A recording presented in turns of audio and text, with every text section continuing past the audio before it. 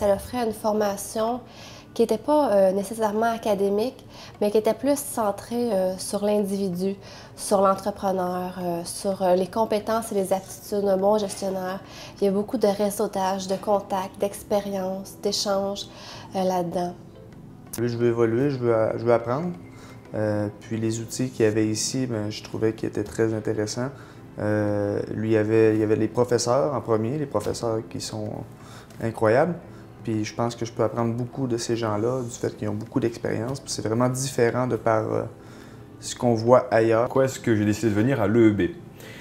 Alors l'EEB, le concept même de l'EEB, et on l'a vécu aujourd'hui avec les premiers professeurs qui sont là, c'est quelque chose de tout à fait unique. Passer du temps de qualité avec des entrepreneurs qui ont la charité et puis la volonté de nous partager leurs meilleures pratiques. Ce moment intime, c'est quelque chose qui a une valeur qui vaut de l'or et moi j'achète. Et je suis preneur et je veux en manger. Pourquoi je suis venue ici? Je suis venue ici pour me dépasser. Je suis venue ici pour apprendre à devenir plus performante.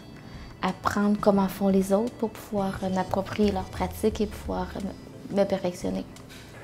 Mon dépassement personnel, mais aussi pour amener la compagnie plus loin, dont je suis convaincu après seulement 2 jours qu'il y a beaucoup de choses à faire et je suis encore plus conscient aujourd'hui que sur le plan personnel, j'ai beaucoup de travail à faire aussi. Finalement, quand on est entrepreneur puis qu'on vit très activement, on ne prend pas le temps d'arrêter souvent, d'arrêter sur des thèmes ou des sujets. Puis même si on le fait, on n'a pas la chance de partager avec des gens, on n'a pas la chance d'avoir des fois dans notre entourage des gens qui vivent la même chose. Alors ici, 25 personnes qui vivent la même chose, qui ont leurs défis en entreprise. On se rend compte après 3 jours que finalement, ça se ressemble beaucoup. C'est un pré-démarrage, démarrage d'entreprise, alors que c'est sûr que dans 2 ans, j'aimerais que mon entreprise soit en pleine croissance, en pleine expansion, que je puisse avoir la chance de réaliser des projets disons, à saveur régionale, qui ait beaucoup de retombées économiques. J'aimerais créer de l'emploi et j'aimerais beaucoup améliorer la qualité de vie des gens de ma région. Je me suis mis un défi, en fait. Je dis, je vais au moins essayer de...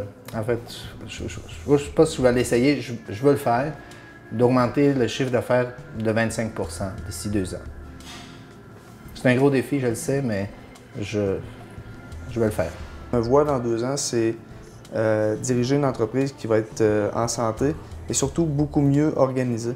Je ne parle pas d'organisation de travail dans le bureau, mais plus d'organisation structurelle dans l'entreprise.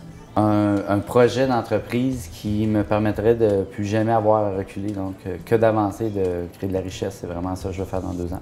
Une maman, femme d'affaires à succès, avec une entreprise profitable et en croissance et en pleine possession de mes moyens.